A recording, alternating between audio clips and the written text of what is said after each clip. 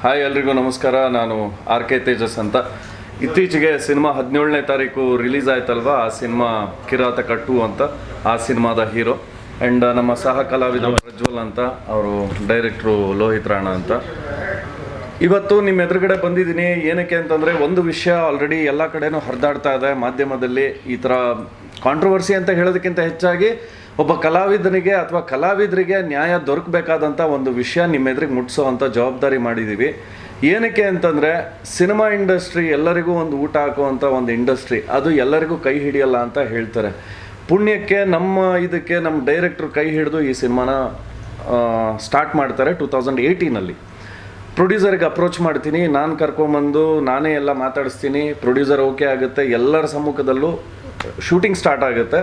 Covid ಬರುತ್ತೆ. Covid ಬಂದಾದಮೇಲೆ ಡೈರೆಕ್ಟ್ರು 2022ನಲ್ಲಿ ತೀರ್ಕೋತಾರೆ. ತೀರ್ಕೊಂಡಾದಮೇಲೆ ಈ cinema ತಬ್ಲಿ ಆಗುತ್ತೆ.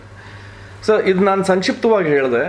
ಸರ್, ಈ ತಬ್ಲಿ ಇರೋ ಸಿನಿಮಾನ ನಾನು ಮಾಡ್ತಾಯಿದ್ದೀನಿ, ಓಕೆ. ಈಗ ನಾಳೆ ದಿನ ನಾನು ನನಗೆ ಥಾಟ್ ಬರ್ತಾ ಇರೋದೇನು ಅಂತಂದರೆ, ವಿಷಯ ನಿಮ್ಮ ಎದುರಿಗೆ ಮುಟ್ಟಿಸ್ತಾ ಇದ್ದೀನಿ. ಈ ಸಿನಿಮಾದಲ್ಲಿ 17ನೇ ತಾರೀಕು ಸಿನಿಮಾ ರಿಲೀಸ್ ಆದಾಗ ನನಗೆ 15ನೇ ತಾರೀಕು ಸೆನ್ಸಾರ್ಶಿಪ್ ಅವ್ರು ಕಾಲ್ ಮಾಡಿ ನೀವು ಸಿನಿಮಾಗೆ ಬರಬೇಕು, ನಾಳೆ ಪ್ರೆಸ್ ಮೀಟ್ ಇದೆ ಅಂತ. ಪ್ರೊಡ್ಯೂಸರ್ ನನಗೆ ಫೋನ್ ಮಾಡಲ್ಲ, ಯಾರೂ ಇಲ್ಲ. ನಾನು ಫೋನ್ ಮಾಡಬೇಕು ಅಂದರೂ ಯಾರೂ ರೆಸ್ಪಾನ್ಸ್ ಮಾಡಿಲ್ಲ.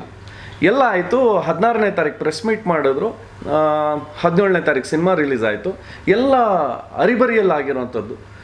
ಅದೆಲ್ಲ ಆದಮೇಲೆ ನಾವು ನೆಕ್ಸ್ಟು 17, 18, 19 2-3 ದಿನ ಶೋ ಮಾತ್ರ ತುಂಬ ಚೆನ್ನಾಗಿ ರನ್ನಿಂಗಲ್ಲಿತ್ತು. ಕೇಳ್ತಾಯಿದ್ವಿ, ಅಪ್ಡೇಟ್ ಮಾಡ್ತಾಯಿದ್ವಿ, ಯಾವ್ಯಾವ ಥಿಯೇಟ್ರ್ ವಿಸಿಟ್ ಮಾಡಬೇಕು, ಎಲ್ಲ ಕಡೆನೂ ವಿಸಿಟ್ ಮಾಡ್ತಾಯಿದ್ವಿ. ಈ ಬಡ ಕಲಾವಿದರು ಅಂತಾರೆ ಗೊತ್ತಾ ಸರ್, ಸಿನಿಮಾ ಹಸುವು ಕನಸುಗಳನ್ನ ಕಟ್ಕೊಂಡು ಬರೋಂಥವ್ರು. ಹಂಗೆ ಬಂದಾಗ ನಮಗೆ ಒಂದು ಜಲ ಕುಡಿಯುತ್ತೆ. ಯಾರಾದರೂ ಏನಾದ್ರು ಒಂದು ರಾಂಗ್ ಅನ್ಸ್ಬಿಟ್ರೆ ತಡೆಯೋಕ್ಕಾಗಲ್ಲ. ಯಾಕಂದರೆ ನಿಯತ್ತಿತ್ತು ಅಂದರೆ, ನ್ಯಾಯ ಇತ್ತು ಅಂದರೆ ನಮ್ಗೆ ಕೋಪ ತಡೆಯೋಕ್ಕಾಗಲ್ಲ. ಅದಕ್ಕೆ ಬಡವ್ರ ಮನೆ ಮಕ್ಕಳು ಅನ್ನೋದು ನಾವು ಸುಮ್ಮನೆ ಟಿ ವಿಲೆಲ್ಲ ಕೇಳಿರ್ತೀವಿ, ಏನೋ ತಮಾಷೆ ಅಂತ. ಅದು ನಿಜವಾಗ್ಲೂ ಸೀರಿಯಸ್ಸು ಸರ್.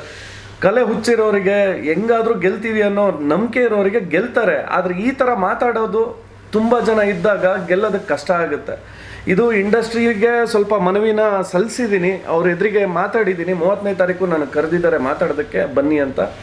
ಸೊ ಅಲ್ಲಿ ಹೋಗಿ ಒಂದು ಮಾತುಕತೆ ನಡೀತಾ ಇದೆ. ಇದೇ ನಿಟ್ಟಿನಲ್ಲಿ ನಾನು ಪ್ರೊಡ್ಯೂಸರ್ಗೂ ಫೋನ್ ಮಾಡಿದೆ. ಪ್ರೊಡ್ಯೂಸರ್ಗೆ ಫೋನ್ ಮಾಡಿದಾಗ, ಸರ್ ಪಾಪ ನಿಜವಾಗ್ಲೂ ಆ ವ್ಯಕ್ತಿ ಅಮಾಯಕನೇ ಅಂತಲೇ ಹೇಳ್ಬೋದು. ಏನಕ್ಕೆ ಅಂತಂದರೆ, ಪ್ರೆಸ್ ಮೀಟಲ್ಲೆಲ್ಲ ಅವ್ರು ಮಾತಾಡಿರೋದು ನೋಡಿದ್ದೀರಾ, ಹಿಂಗಿದೆ ಹಂಗಿದೆ ಅಂತ.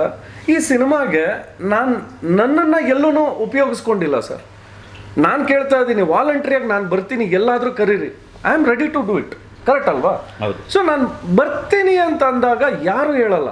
ಆಮೇಲೆ ಸೆನ್ಸಾರ್ಶಿಪ್ ಅವ್ರು ಹೇಳ್ತಾರೆ, ನೀವು ಈ ಚಾನಲ್ಗೆ ಹೋಗ್ಬೇಕು, ಆ ಚಾನಲ್ಗೆ ಹೋಗ್ಬೇಕು, ಹಿಂಗಿದೆ ಹಂಗಿದೆ ಅಂತ ಹೇಳ್ತಾರೆ.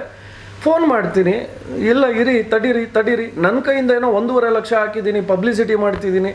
ಸರ್, ಸಿನಿಮಾ ಅನ್ನೋದೇ ಪಬ್ಲಿಸಿಟಿ, ಅದಿದ್ರೇ ಸಿನಿಮಾ.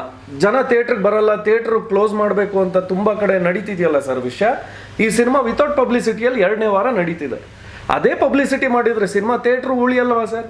ಥಿಯೇಟ್ರ್ ಓನರ್ಗಳು ಫೋನ್ ಮಾಡಿ ಹೇಳ್ತಿದ್ದಾರೆ, ಸಿನಿಮಾ ಚೆನ್ನಾಗಿ ಬಂದಿದೆ, ತುಂಬ ಚೆನ್ನಾಗಿದೆ. ಈಗ ನಿಮ್ಮ ಮುಂದೆ ನಾವು ಮಾತಾಡ್ತಿರೋದು ಏನಕ್ಕೆ ಅಂತಂದರೆ, ಸಿನಿಮಾ ಚೆನ್ನಾಗಿಲ್ಲ ಅಥವಾ ನಮ್ಮ ಪಬ್ಲಿಸಿಟಿಯನ್ನು ನಾವು ಮಾಡ್ಕೋತಿದ್ದೀವಿ ಅಂತ ನೀವು ತಪ್ಪಾಗಿ ತಿಳ್ಕೊಬೋದು. ಬಟ್ ನಮಗೆ ನ್ಯಾಯ ಬೇಕು. ಏನಕ್ಕೆ ಅಂತಂದರೆ, ಈ ಕಿರಾತಕ 2ನಲ್ಲಿ ಹೀರೋಗೆ ಮಾಡಿದ್ದು ನಾನು, ಹೀರೋಯಿನ್ ಶಿವಾನಿ ಅಂತ, ಸಹ ಕಲಾವಿದರು ಇದ್ದಾರೆ, ಕುಮಾರ, ನಾಗಣ್ಣ, ಪ್ರಜ್ವಲ್ ಅವರಿದ್ದಾರೆ. ಅವರು ಕೂಡ ಸೆಟ್ಟಲ್ಲಿ ವರ್ಕ್ ಮಾಡಿದ್ದಾರೆ.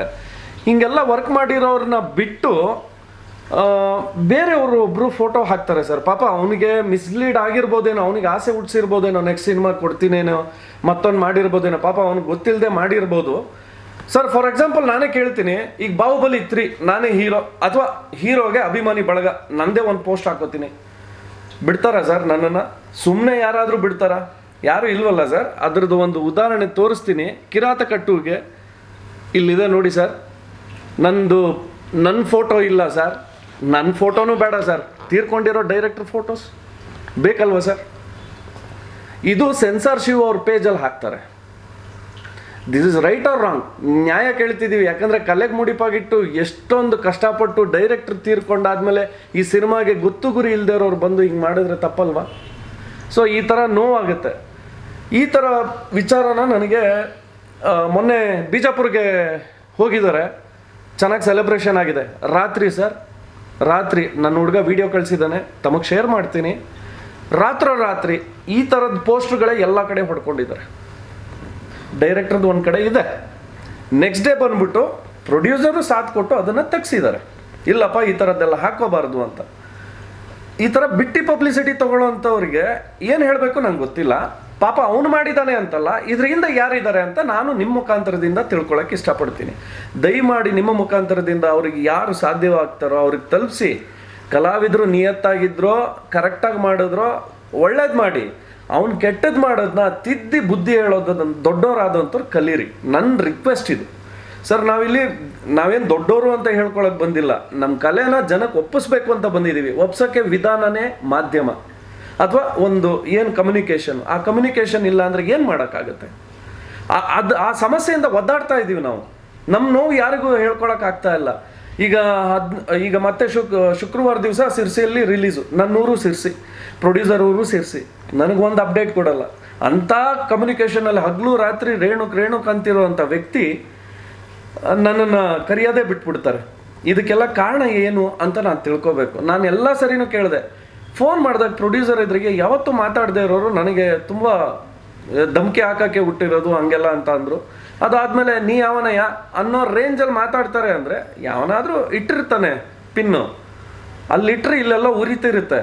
ಆದರೆ ನಮಗೆ ಒಬ್ಬ ಕಲಾವಿದನಾಗಿ ಇಷ್ಟು ವರ್ಷ ಕೊಟ್ಟಿದ್ದಕ್ಕೆ ಒಂದು ಗೌರವ ಬೇಡ ಸರ್. ನಮಗೇನು ಅವ್ರಿಗೆ ದುಡ್ಡು ಕೊಡೋದು ಬೇಡ ಸರ್. ಸಿನಿಮಾ ಪಬ್ಲಿಸಿಟಿ ಆದರೆ ಅವ್ರಿಗೆ ಅಲ್ವಾ ಸರ್, ಅವ್ರಿಗೆ ಬರಲಿ, ನನಗೇನೂ ಬೇಡ ಸರ್. ಸಿನಿಮಾ ಒಳ್ಳೆ ರೀತಿಯಿಂದ ಪಬ್ಲಿಸಿಟಿ ಆಗಲಿ, ಅವ್ರದ್ದೇ ಪೋಸ್ಟ್ ಹಾಕ್ಕೊಳ್ಳಿ, ಡೈರೆಕ್ಟರ್ದು ಹಾಕ್ಕೊಳ್ಳಿ, ಮತ್ತೊಂದು ಮಾಡಲಿ. ಯಾರ್ಯಾರೋ ಬಂದು ವಾಲಂಟ್ರಿಯಾಗಿ ನಂಗೆ ತುಂಬ ಜನ ಫೋನ್ ಮಾಡಿ ಕೇಳ್ತಿದ್ದಾರೆ. ನಾನು ಮಾಧ್ಯಮಕ್ಕೆ ಬರ್ತಾ ಇರೋ ಮೇನ್ ರೀಸನ್ ಏನು ಅಂತಂದರೆ, ತುಂಬ ಜನ ಫೋನ್ ಮಾಡಿ ಕಿರಾತಕ 2 ನೀನು ಪಬ್ಲಿಸಿಟಿಗೆ ಏನಕ್ಕೆ ಬರ್ತಿಲ್ಲ, ಅವರೆಲ್ಲ ಕರಿಬೋದಲ್ವಾ ಅಂತ ಹೇಳಿದಾಗ ನನಗೆ ನೆಗೆಟಿವ್ ಬರುತ್ತೆ. ಅಂದರೆ ಈಗ ಹೀರೋನೇ ಹೋಗಿಲ್ಲ ಅನ್ನೋ ಥರ ಆಗಬಾರ್ದಲ್ವಾ ನಾಳೆ ದಿನ. ಸೊ ಆ ಕಾರಣಕ್ಕೋಸ್ಕರ ಮಾಧ್ಯಮದ ಮುಂದೆ ಬಂದು ನಾನು ನೋವನ್ನ ಹಂಚ್ಕೋತಾ ಇದ್ದೀನಿ. ಆ್ಯಂಡ್ ಪ್ರದೀಪ್ ರಾಜ್ ಅವ್ರ ಬಗ್ಗೆ ಹೇಳಬೇಕು ಅಂದರೆ ಈ ಸಿನಿಮಾದಲ್ಲಿ ಹೇಳಿ ಬ್ರೋ. ಪ್ರದೀಪ್ ರಾಜ್ ಅವರ ಯಾಕಂದ್ರೆ ಕಿರಾತಕ ಸಿನಿಮಾ ಎಲ್ಲರೂ ನೋಡಿದಿರಿ, ಹಿಟ್ ಸಿನಿಮಾ. ಇವತ್ತೊಂದು ದೊಡ್ಡ ನಟನಿಗೆ ಲೈಫ್ ಕೊಟ್ಟಿದ್ದಂಥ ಸಿನಿಮಾ ಅದು. ಎಲ್ರಿಗೂ ಗೊತ್ತಿರೋಂಗೆ ಕಿರಾತಕ 2 ಅನ್ನೋದು ಅನೌನ್ಸ್ ಮಾಡಿದಾಗ ಯಶೋರೇ ಮಾಡ್ತಾರೇನೋ ಕಿರಾತಕ 2. ಎಷ್ಟೋ ಜನ ಕೇಳೋರು ಕಿರಾತಕ 2 ಮಾಡ್ತಿದ್ದೀನೋ, ಯಶೋರೇ ಮಾಡ್ತಿದ್ದಾರಾ? ಇಲ್ಲ ಸರ್, ಹೊಸ ಹುಡುಗನ ಇಟ್ಕೊಂಡು ಮಾಡ್ತಿದ್ದಾರೆ ಡೈರೆಕ್ಟ್ರು. ನಾನೊಂದು 10 ವರ್ಷದಿಂದ ಅವ್ರ ಜೊತೆ ಇದ್ದೀನಿ ಸರ್. ಸೊ ಅವ್ರಿಗೊಂದು ಚಾಲೆಂಜ್ ಇತ್ತು, ಹೊಸ ಹುಡುಗನ ನಿಲ್ಲಿಸ್ಬೇಕು ಅಂತಂದ್ಬಿಟ್ಟು. ಅವರು ತುಂಬ ನಿದ್ದೆ ಕೆಟ್ಟಿ ಎಲ್ಲ ಮಾಡಿದ್ದಂಥ ಸ್ಕ್ರಿಪ್ಟು ಬ್ರೋ ಇದು. ಸೊ ಅವ್ರೇನಾದ್ರು ಇವತ್ತು ಬದುಕಿದ್ರೆ ಈ ಥರ ಅನ್ಯಾಯ ಆಗೋಕ್ಕೆ ಬಿಡ್ತಾ ಇರಲಿಲ್ಲ ಸರ್. ಈ ಸಿನಿಮಾಗೆ ಈ ಥರ ಅನ್ಯಾಯ ಆಗೋಕ್ಕೆ 100% ಬಿಡ್ತಾ ಇರಲಿಲ್ಲ ಅವರು. ಅವ್ರಿಗೆ ಸಿನಿಮಾ ಬಿಸ್ನೆಸ್ ಮಾಡೋದು ಹೆಂಗೆ ಅಂತ ಗೊತ್ತಿತ್ತು, ಪಬ್ಲಿಸಿಟಿ ಮಾಡೋದು ಹೆಂಗೆ ಅಂತ ಗೊತ್ತಿತ್ತು. ಇವಾಗ ಯಾರ್ದು ಗೈಡೆನ್ಸ್ ಇಲ್ಲದೆ ಇವಾಗ ಸಿನಿಮಾ ರಿಲೀಸ್ ಆಗಿ ಪಬ್ಲಿಸಿಟಿ ಇಲ್ಲದೆ ಅಥವಾ ಯಾರಿಗೂ ರೀಚ್ ಆಗದೆ ಸಿನಿಮಾ ತಬ್ಲಿ ಆಗಿದೆ. ಹೌದು, 100% ತಬ್ಲಿ ಆಗಿದೆ. ಸೊ ನಾವು ನ್ಯಾಯ ಕೇಳ್ತಾ ಇದೀವಿ ಸರ್. ನಮ್ಗೇನಿಲ್ಲ, ಎಲ್ಲರೂ ಇಲ್ಲಿ ಯಾರಿಗೂ ಯಾರ ಮೇಲೂ ಪರ್ಸನಲ್ ಗ್ರಜ್ ಇಲ್ಲ, ಯಾರ ಮೇಲೂ ಇಲ್ಲ, ಯಾರ ಮೇಲೂ ಹೇಳ್ಬೇಕು ಅಂತ ಕುತ್ಕೊಂಡು. ಓಕೆ, ಪ್ರೊಡ್ಯೂಸರ್ ಮೊನ್ನೆ ಬೈದ್ರು, ಅದನ್ನು ಹೇಳಿದೀನಿ ಮೀಡಿಯಾ ಮುಂದೆ. ಬೈಲಿ, ಯಾಕೋ ದುಡ್ಡು ಹಾಕಿದಾರೋ ಮತ್ತೊಂದು. ಸರ್ ನಾವೇನು ವಾಲಂಟ್ರಿಯಾಗಿ ಬರಲ್ವಾ ಸರ್? ಸಿನಿಮಾದಲ್ಲಿ ಆಕ್ಟಿಂಗ್ ಮಾಡಿ ನಾವು ನಮ್ಮನ್ನು ಕರೆದ್ರೆ ನಾವೇನು ಬರಲ್ಲ ಅಂತೀವ ಸರ್? ಅಂಥ ದೊಡ್ಡ ತಪ್ಪೇನು ಮಾಡಿದ್ದೀವಿ ಅದನ್ನು ಹೇಳಿ. ಇನ್ನೊಂದು ಪಬ್ಲಿಸಿಟಿ ವಿಚಾರದಲ್ಲಿ ನನಗೆ ಥಿಯೇಟ್ರ್ ರಿಲೀಸ್ ಆಗಿದ್ದ ದಿವಸ ಕನಿಷ್ಠ ಪಕ್ಷ ಒಂದು ಮಿನಿಮಮ್ ರಿವ್ಯೂ ತೊಗೊಳೋದಕ್ಕೆ ಯಾರೂ ಇಲ್ಲ ಸರ್. ನನಗೆ ಕರೆದಿರೋ ಸ್ನೇಹಿತರು ಬಂದಿದ್ದಾರೆ, ಪೇಪರಲ್ಲಿ ಒಂದು ವಿಮರ್ಶೆ ಬರೀತಾರೆ, ಅದು ಬರೆದಿಲ್ಲ, ಏನೂ ಮಾಡಿಲ್ಲ. ಅಂದಮೇಲೆ ಸಿನಿಮಾ ಏನಕ್ಕೆ ರಿಲೀಸ್ ಮಾಡಬೇಕು ಅನ್ನೋದು ಒಂದು ಕ್ವಶನ್. ಆಯಿತು, ನಾನೇ ಮಾತಾಡ್ತೀನಿ ಪ್ರೊಡ್ಯೂಸರ್ ಪರವಾಗಿ. ಆಯ್ತಪ್ಪ, ನಾನು ಬಡ್ಡಿ ಕಟ್ಟಬೇಕು, ದುಡ್ಡು ಮಾಡಿದ್ದೀನಿ, ಅರಿಬರಿಯಲ್ಲಿ ಸಿನಿಮಾ ಮಾಡ್ಕೋಬೇಕು, ಅದೇನು ಬರುತ್ತೋ ನಾನು ತೊಗೋಬೇಕು ಅಂತಲೇ ಇಟ್ಕೋತೀನಿ. ಓಕೆ, ಅವ್ರ ಪ್ರಕಾರನೇ ಮಾತಾಡೋದಾದರೆ ಆಯಿತು. ಹಂಗೆ ಅಂದಿದ ತಕ್ಷಣ ಈ ಸಿನಿಮಾನ ಹಾಳು ಮಾಡಿ ಅಥವಾ ಹಾಳು ಮಾಡೋದಕ್ಕೆ ಯಾರ್ಯಾರು ಇದ್ದಾರೋ ಗೊತ್ತಿಲ್ಲ, ಹಾಳಾಯಿತು ಅಂದರೆ ಅವಮಾನ ಅವರಿಗೆ, ಡಬಲ್ ಲಾಸ್. ಆದರೂ ಕೂಡ ಚೆನ್ನಾಗಿ ಓಡ್ತಾ ಇದೆ ಸಿನಿಮಾ. 2 ವಾರ ಹಂಗೂ ಹಿಂಗೂ ಈಗಲೂ ನಡೀತಾ ಇದೆ ಕೆಲವೊಂದು ಶೋಗಳು. ಅದನ್ನು ಒಂದು ಪಬ್ಲಿಸಿಟಿ ಮಾಡಿದ್ರೆ ತಿರ್ಗಾ ಮತ್ತೊಂದಕ್ಕೆ ಹೋಗುತ್ತೆ, ಕಲೆಕ್ಷನ್ ಆಗುತ್ತೆ, ಅವ್ರಿಗೆ ತಾನೇ ಬರುತ್ತೆ. ಅದನ್ನು ಯಾಕೆ ಅರ್ಥ ಮಾಡ್ಕೋತಾ ಇಲ್ಲ? ಏನು ನಮಗಂತೂ ಸರ್, ನಾವು ಏನೂ ದ್ವೇಷ ಇಲ್ಲ. ನನಗೆ ಬ್ಯಾಕ್ಗ್ರೌಂಡು ಅದೇ ಲಾಸ್ಟ್ ಟೈಮ್ ಹೇಳ್ತಿದ್ದೆ. ಹೊಸ ಕಲಾವಿದ್ರದ್ದು ಕನಸು ಹೆಂಗಿರುತ್ತೆ ಅಂದರೆ, ವೀಕೆಂಡ್ ವಿತ್ ರಮೇಶಲ್ಲಿ ಕೂತ್ಕೊಂಡು ನಮ್ಮ ನೋವನ್ನು ಹೇಳ್ಕೊಂಡ್ರೆ 4 ಜನಕ್ಕೆ ಮೋಟಿವೇಶನ್ ಮಾಡೋ ಥರ ಭಾವನೆ ಇರುತ್ತೆ. ಅಂದರೆ ಆ ಮಟ್ಟದಲ್ಲಿ ಕೂತ್ಕೊಂಡು ನಮ್ಮಿಂದ ಒಬ್ರು ಮೋಟಿವೇಟ್ ಆಗಲಿ ಅಂತ. ಇವಾಗ ಹೆಂಗಾಗ್ಬಿಟ್ಟಿದೆ ಅಂದರೆ, ಬೀದಿಯಲ್ಲಿ ಈ ಥರ ನೋಡೋಣ, ಸಿನಿಮಾ ಪಬ್ಲಿಸಿಟಿ ಮಾಡೋಣ, ಹಿಂಗೆ ನೋಡಿ ಅನ್ಯಾಯ ಆಗ್ತಿದೆ ಅಂತ ಕೇಳೋ ಪರಿಸ್ಥಿತಿ ಬಂದಿದೆ. ನಮ್ಮ ಮನೆಯಲ್ಲಿ ನನ್ನ ತಂದೆ 2 ಕಾಲು ಸ್ಟೀಲ್ ಪ್ಲೇಟ್ ಇರೋವಂಥವ್ರು, LICL ವರ್ಕ್ ಮಾಡಿದಂಥವ್ರು, ತಾಯಿನೂ ಕೂಡ ಮನೆಯಲ್ಲೇ ಇರ್ತಾರೆ. ಒಂದು ನೀಟಾಗಿ ನಡ್ಕೊಂಡು ಹೋಗ್ತಾ ಇತ್ತು. ನನ್ನ ಸಿನಿಮಾದಲ್ಲಿ ಇಲ್ಲೇ ಎಜುಕೇಷನ್ ಮಾಡಿದೆ, ಇಲ್ಲೇ ಗೆಲ್ಲು ಅಂತ ಕಳಿಸಿದ್ದಾರೆ. ಹಠ ಬಿದ್ದು ಗೆಲ್ಲೋದಕ್ಕೋಸ್ಕರ ಬಂದಿದ್ದೀವಿ. ಗೆದ್ದೇ ಗೆಲ್ತೀವಿ. ನ್ಯಾಯ ಎಲ್ಲಿರುತ್ತೋ ಗೆಲ್ಲೇಬೇಕು ಸರ್. ನಾವು ಯಾರ ಮನೆಗೂ ಮಾತಾಡೋದಕ್ಕೆ ಇಷ್ಟಪಡಲ್ಲ. ಯಾರು ಕೆಟ್ಟ ಕನ್ನ ಹಾಕಬೇಕು, ಮತ್ತೊಂದು ಮಾತಾಡಬೇಕು ಏನೂ ಇಲ್ಲ. ಈ ಸಿನಿಮಾಗೆ ಯಾಕೆ ಕನ್ನ ಹಾಕ್ತಿದ್ದೀರಾ ಸರ್? ಈ ಸಿನಿಮಾ ಏನು ಮಾಡಿದೆ? ಚೆನ್ನಾಗಿದೆ, ರಿವ್ಯೂ ಕೊಟ್ಟಿದ್ದಾರೆ, ಒಳ್ಳೊಳ್ಳೆ ರಿವ್ಯೂ ಬರ್ತಾ ಇದೆ. ಥಿಯೇಟ್ರ್ ನೋಡಿದವರೆಲ್ಲ ನಾನು ಅಂದ್ಕೊಂಡಿದ್ದೆ ಕಿರಾತಕ 1 ಎಷ್ಟು ಸರ್ ಮಾಡಿರೋದು, ಪಾರ್ಟ್ 2 ಹಿಂಗೆ ಮಾಡ್ತಿದ್ದಾರೆ ಅಂದಮೇಲೆ ಏನೋ ನೆಗೆಟಿವ್ ಬರುತ್ತೆ, ಏನಾದರೂ ಒಂದು ಭಯ ಇರುತ್ತೆ, ಹಿಂಗೆ ಅಂತ. ಅದಕ್ಕೆ ಎಷ್ಟು ಮಾಡಬೇಕು ಪ್ರದೀಪ್ ಸರು ಅಷ್ಟು ಕಟ್ನಿಟ್ಟಲ್ಲಿ ಮಾಡಿದ್ದಾರೆ. ಹೀಗೆಲ್ಲ ಆದಮೇಲೂ ಕೂಡ ಒಳ್ಳೆ ರಿವ್ಯೂ ಬಂದಮೇಲೆ ನನಗೆ ಸಮಾಧಾನ ಆಗುತ್ತೆ. ಆದರೆ ಜನಕ್ಕೆ ಗೊತ್ತಾಗಲ್ಲ. ಸಿನಿಮಾ ಬಂದಿದೆಯಲ್ಲ, ನನಗೆ ಎಷ್ಟೊಂದು ಜನ ಫೋನ್ ಮಾಡಿ ಸರ್, ಓಪನ್ ಆಗಿ ಹೇಳ್ತೀನಿ, ನೋವಾಗುತ್ತೆ. ಫೋನ್ ಮಾಡಿದಾಗ ಏನಂತಾರೆ ಅಂದರೆ, ಹೀರೋ ಆದವರು ನೀವು ಹೋಗ್ಬೇಕಲ್ವ, ಯಾಕೆ ಹೋಗಲ್ಲ ಥಿಯೇಟ್ರ್ ವಿಸಿಟ್ಗೆ, ಅವರೆಲ್ಲ ಬಂದಿದ್ದಾರೆ, ನೀವ್ಯಾಕೆ ಬಂದಿಲ್ಲ ಅಂತ ನನ್ನ ಕ್ವಶನ್ ಮಾಡ್ತಾರೆ ಸರ್. ಕರಿಯಲ್ವಲ್ಲ, ಕರಿತಾ ಇಲ್ವಲ್ಲ. ನಾನು ರೆಡಿ. ಈ ಅವಮಾನಕ್ಕೋಸ್ಕರ ಹಿಂಗೆಲ್ಲ ಅನ್ನಿಸ್ಕೋಬೇಕು. ಅದು ಜೊತೆಲಿರೋರು ನಾಳೆ ದಿನ ನನ್ನ ಬಗ್ಗೆ ತಪ್ಪಾಗಿ ತಿಳ್ಕೊಬಾರ್ದಲ್ಲ ಸರ್. ಅದಕ್ಕೆ ಬಂದು ನಿಮ್ಮ ಎದುರುಗಡೆ ಇವತ್ತು ನನ್ನ ಕಣ್ಣೀರನ್ನು ಹಾಕ್ತಾ ಇದ್ದೀನಿ. ಇನ್ನೊಂದು ಹೇಳ್ತೀನಿ ಸರ್, ಅಭಿಮಾನಿ ಬಳಗ ಅಂತಂದರೆ ಒಂದು ಅಧ್ಯಕ್ಷ, ಉಪಾಧ್ಯಕ್ಷ, ರಾಜ್ಯಾಧ್ಯಕ್ಷ, ರಾಷ್ಟ್ರಾಧ್ಯಕ್ಷ ಇದೇ ಇರ್ತಾರ ಒಂದು ಅಭಿಮಾನಿ ಬಳಗಕ್ಕೆ. ಆ ಅಭಿಮಾನಿ ಬಳಗದಲ್ಲಿ ಏನೂ ಇಲ್ಲ ಸರ್. ಈಗ ನಾನು ಹಾಕೋತೀನಿ ಸರ್ ಬಾಹುಬಲಿ 3 ನನ್ನ ಕಟೌಟು ಸೇಮ್ ಫಾಂಟ್ ಹಾಕ್ಸ್ತೀನಿ. ಬಾಹುಬಲಿ 2 3 ಹಾಕೋತೀನಿ. ಅಭಿಮಾನಿ ಬಳಗ ಸಾಕ ಸರ್? ನನ್ನ ಬಿಡ್ತಾರ ಯಾರಾದರೂ? ಸುಮ್ಮನೆ ತಿಳ್ಕೊಳ್ಳಿ. ಸ್ವಲ್ಪನಾದರೂ ಈ ಸಿನಿಮಾದಿಂದ ಒಳ್ಳೇದನ್ನು ಮಾಡಿ, ಡೈರೆಕ್ಟರ್ ಬಗ್ಗೆ ಹಾಕಿ, ಪ್ರೊಡ್ಯೂಸರ್ ಬಗ್ಗೆ ಹಾಕಿ. ಪಾಪ ಅವ್ರಿಗೆ ಏನು ಮಿಸ್ಗೈಡ್ ಮಾಡಿದಾರೋ ಏನೋ ಗೊತ್ತಿಲ್ಲ. ಆದರೆ ಇದಕ್ಕೆ ಒಂದು ಉತ್ತರ ಬೇಕು. ಇದಕ್ಕೋಸ್ಕರ ಕೇಳ್ತಾ ಇದ್ದೀವಿ ಸರ್, ಇಷ್ಟೇ.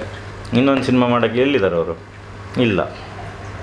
ಏನು ಸಿನಿಮಾ, ಇನ್ನೊಂದು ಸಿನಿಮಾನೋ ಮತ್ತೊಂದು ಸಿನಿಮಾ ಮಾಡಲಿ, ಅವ್ರ ಮೈಂಡ್ ಸೆಟ್ ಇರುವಂಥದ್ದು. ಆದರೆ ಏನೇನು ಮೈಂಡ್ ಹಾಕಿ ಈ ಥರ ಮಾಡ್ತಿದ್ದಾರೆ ಅನ್ನೋದೇ ತುಂಬ ಬೇಜಾರಾಗುತ್ತೆ.